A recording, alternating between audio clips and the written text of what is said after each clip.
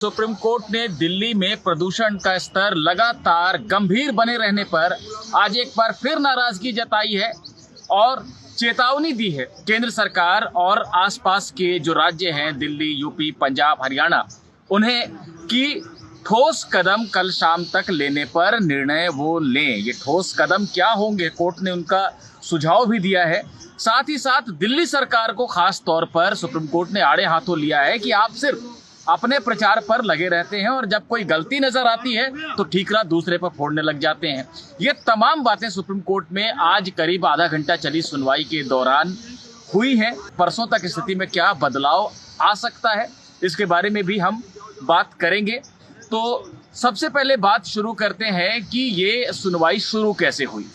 देखिए, पिछले साल आदित्य दुबे नाम के एक माइनर ने यानी नाबालिग ने सुप्रीम कोर्ट में याचिका दाखिल की थी और खास तौर पर सवाल उठाया था इस बात का कि अक्टूबर-नवंबर के महीने में दिल्ली की स्थिति क्या हो जाती है। एक स्मोक चैम्बर यानी कि धुएं का कक्ष बनकर दिल्ली रह जाती है, हर तरफ धुआं होता है और सांस लेना मुश्किल हो जाता है, देखना मुश्किल हो जाता है, आंखों को खुला रखना तक मुश्किल हो जाता है। ये बातें पिछले साल कही गई थी। पिछले साल सुप्रीम कोर्ट ने अपने पूर्व जज जस्टिस मदन बी लोकुर को इन सब बातों पर नियंत्रण के लिए जिम्मा सौंपने की बात कही थी, लेकिन बाद में केंद्र ने एक आयोग बना दिया। पूर्व पेट्रोलियम सचिव MM कुट्टी की अध्यक्षता में 15 सदस्यीय आयोग बना दिया, जिसके बाद सुप्रीम कोर्ट ने अपना वो आदेश कि पूर्व जज को नियुक्त किया जाए वापस ले लिया। एक साल के बाद जब मामला दोबारा लगा तो दिल्ली की वही स्थिति थी, जिसकी वजह से शनिवार को सुप्रीम कोर्ट ने कड़ी नाराजगी जताई थी और केंद्र सरकार से कहा था कि आपने जो आयोग बनाया है उसकी आपातकालीन बैठक बुलाइए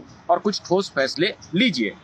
शनिवार के बाद आज सोमवार को मामला लगा सुनवाई के लिए और चर्चा शुरू हुई। चर्चा के दौरान सुप्रीम कोर्ट ने आयोग की तरफ से दिए गए जवाब पर असंतोष जताया। कोर्ट ने कहा कि इसमें तो कोई ठोस बात कही नहीं गई है। आप तमाम तरह की बातें कह रहे हैं कि सड़कों की धूल के चलते पॉल्यूशन ज़्यादा हो रहा है, निर्माण कार्य के चलते हो रहा है, गाड़ियों के धुएं के चलते हो रहा है, और आप ये कह रहे हैं अपने पिछले स्टैंड से अलग कि जो पराली यानी फसल अवशेष जलाने की जो बात, जिसके चलते धुआं दिल्ली NCR में आता है हर साल, ये बात अब तक कही जाती रही है, उसका योगदान सिर्फ 10% है। तो स्थिति क्या है ये हमें समझ में नहीं आ रहा है। लेकिन अगर आप ये कह रहे हैं कि 90% प्रदूषण गाड़ियों के चलते है, धूल के चलते है, निर्माण के चलते है, उद्योगों के चलते है, तो आपने किया क्या? ये बातें आपने आंकड़ा लाकर हमारे सामने रख दिया। हमें आपसे ये उम्मीद नहीं थी, हम ठोस उपाय की बात सुनना चाह रहे थे आपसे। इस पर सॉलिसिटर जनरल ने बताया कि कई कदम उठाए जा रहे हैं। दिल्ली सरकार ने अपनी तरफ से कदम उठाए, हरियाणा सरकार भी कदम उठा रही है, लेकिन इसका असर देखने में कुछ समय लगेगा। बहरहाल कोर्ट इन बातों से आश्वस्त नहीं थी, लेकिन जजों ने ये ज़रूर कहा कि आपका ये स्टैंड जो बदला है कि फसल अवशेष का योगदान कम है, ये एक नई बात हमें लग रही है, क्योंकि हमें भी ऐसा लगता था कि दिल्ली में प्रदूषण स्थानीय कारणों से ज्यादा है। इस पर सॉलिसिटर जनरल ने कहा कि फसल अवशेष से प्रदूषण होता है, लेकिन वो साल के सिर्फ 2 महीनों में होता है। वो महीने अभी इस समय चल रहे हैं। इसके बाद सुप्रीम कोर्ट ने एक एक कर जो है राज्यों से पूछना शुरू किया कि उन्होंने क्या किया है। दिल्ली सरकार के वकील ने जो हलफनामा था उनका वो सामने रखा और कुछ उपाय बताए कि वर्क फ्रॉम होम के लिए कहा जा रहा है, कर्मचारियों को स्कूल बंद करवाए गए हैं, इस तरह की कुछ बातें उन्होंने कही। हरियाणा की तरफ से भी सॉलिसिटर जनरल ने ही बताया कि इसी तरह के मिलते जुलते उपाय हरियाणा भी ले रहा है। बहरहाल सुप्रीम कोर्ट ने जब दिल्ली सरकार का हलफनामा देखा तो तीनों जजों ने, चीफ जस्टिस NV रमना ने, जस्टिस चंद्रचूड़ ने और जस्टिस सूर्यकांत ने एक स्वर में कहा कि आपका हलफनामा क्या कहता है। आपका हलफनामा ये कहता है कि जो गलती है वो पंजाब और हरियाणा के किसानों की है और यूपी के किसानों की है, यानी आप सारा का सारा ठीकरा किसानों के ऊपर फोड़ना चाहते हैं और अपनी जिम्मेदारी नहीं लेना चाहते। इस पर दिल्ली सरकार के वकील राहुल मेहरा रक्षात्मक मुद्रा में आ गए। उन्होंने कहा नहीं ऐसा नहीं है, हम बाकी कारणों पर भी काम कर रहे हैं। इसके बाद राहुल मेहरा ने ये कह दिया कि MCD के पास भी, यानी कि दिल्ली नगर निगम के पास भी दिल्ली का एक बड़ा हिस्सा है और सुप्रीम कोर्ट को उनसे भी हलफनामा लेना चाहिए, क्योंकि उनकी भी जिम्मेदारी बनती है। ये सुनते ही चीफ जस्टिस एनवी रमन्ना बहुत बुरी तरह से नाराज हो गए। जस्टिस सूर्यकांत ने भी इतनी ही नाराजगी जताई जो बेंच के दूसरे सदस्य थे। हालांकि इस दौरान जस्टिस चंद्रचूड़ थोड़े शांत बने रहे। जस्टिस सूर्यकांत ने कहा कि अच्छा, आप किसानों के बाद आप एमसीडी पर आ गए, यानी उनके ऊपर ठीकरा फोड़ना शुरू कर दिया। आपकी कभी कोई जिम्मेदारी नहीं बनती। अगर आपका रवैया यही है कि हमारी तो कोई जिम्मेदारी नहीं है, सिर्फ हमारी वाहवाही में हमारा हिस्सा है, तो हम एक काम करते हैं, हम एक ऑडिट का आदेश दे देते हैं कि दिल्ली को कितना राजस्व मिलता है, दिल्ली सरकार के पास पैसे कितने आते हैं और उन पैसों का इस्तेमाल कैसे होता है, कितना हिस्सा है राजस्व का जिसका इस्तेमाल दिल्ली सरकार सिर्फ अपनी वाहवाही वाले प्रचार में कर रही है। यहाँ वहाँ टीवी पर, अखबारों में अपने विज्ञापन चला रही है और वाहवाही ले रही है, और जब काम का जिम्मा आता है तो उसका ठीकरा दूसरों पर फोड़ना आप शुरू कर देते हैं। दिल्ली सरकार के वकील पूरी तरह से निरुत्तर हो गए इस बात पर।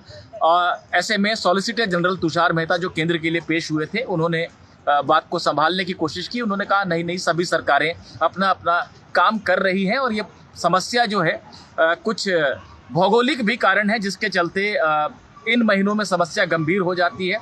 सुप्रीम कोर्ट ने इसके बाद बात को छोड़ दिया। यहीं पर बात इस बात पर आई कि जो उपाय अपनाए जा रहे हैं अभी तक, जो बातें कही गई, जैसे केंद्र का जो हलफनामा है, जो आयोग का जो हलफनामा है, वो कहता है कि सड़क में उठने वाली धूल सबसे बड़ी वजह है प्रदूषण की, इसलिए सड़क की सफाई वाली मशीन का इस्तेमाल होना चाहिए।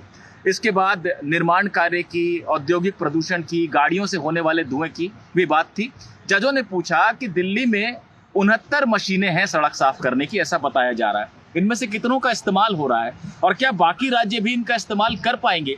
ये तमाम बातें थी जिस पर जज बहुत आश्वस्त नहीं हो पा रहे थे कि कारण तो गिना दिए गए कि 90% तक किसकी वजह से हो रहा है प्रदूषण, लेकिन उपाय पर कुछ बहुत ज़्यादा बात नहीं हुई। ऐसे में जजों ने ये कहा है कि आयोग की कल आपातकालीन बैठक बुलाई जाए, जिसमें केंद्र के अलावा दिल्ली, यूपी, हरियाणा, पंजाब के प्रतिनिधि शामिल हो।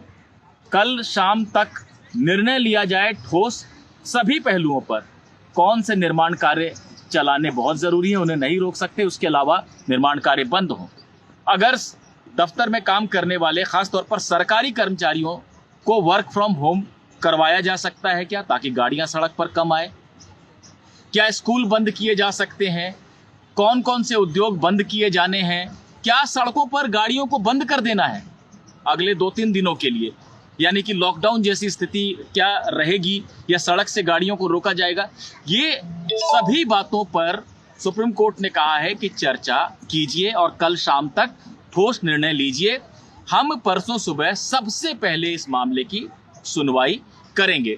तो कोर्ट ने केंद्र सरकार को और बाकी राज्य सरकारों को एक तरह से अल्टीमेटम दिया है कि वो कुछ करें, नहीं तो कोर्ट को आदेश देना पड़ेगा। और जो रवैया था केंद्र और राज्य सरकारों का, उससे कोर्ट बिल्कुल भी प्रसन्न नहीं था, खुश नहीं था, संतुष्ट नहीं था और परसों सुबह तक का समय दिया गया है। सुप्रीम कोर्ट ने यह भी कहा है कि फसल अवशेष का भले ही योगदान अब निकल कर आ रहा है कि उनको जलाने से इतना ज़्यादा भी प्रदूषण नहीं होता है, लेकिन फिलहाल वो जल रहे हैं, ये भी सच्चाई है। तो यूपी, पंजाब और हरियाणा, इन सरकारों से कहा है कि हम आपको ये नहीं कह रहे हैं कि किसानों को दंडित कीजिए, उनको सजा दीजिए, जुर्माना लगाइए, लेकिन आप उन्हें कम से कम समझाइए। कम से कम 1 हफ्ते के लिए पराली जलाना भी रोक दिया जाए, ये भी बहुत मददगार साबित होगा। तो इस पहलू पर भी यूपी, हरियाणा और पंजाब को जवाब देना है परसों। तो परसों सुबह पहला मामला यही होगा, दिल्ली से प्रदूषण, दिल्ली एनसीआर के प्रदूषण से जुड़ा हुआ। सुनवाई के दौरान दिल्ली सरकार ने यह भी कहा कि हम लॉकडाउन लगाने को तैयार हैं, लेकिन जो आसपास के शहर हैं, जो हरियाणा और यूपी के शहर हैं, अगर उनमें लॉकडाउन नहीं लगेगा तो कोई फायदा नहीं होगा। कोर्ट ने कहा ठीक है, आयोग इस पर भी बात कर सकता है और आयोग को ये देखना है कि क्या ऐसा कोई उपाय अपनाया जाना है। तो सुनवाई अब परसों होगी और परसों सुबह 10:30 बजे सबसे पहले इसी मामले को सुप्रीम कोर्ट सुनेगा। इस वीडियो में, इस रिपोर्ट में बस इतना ही।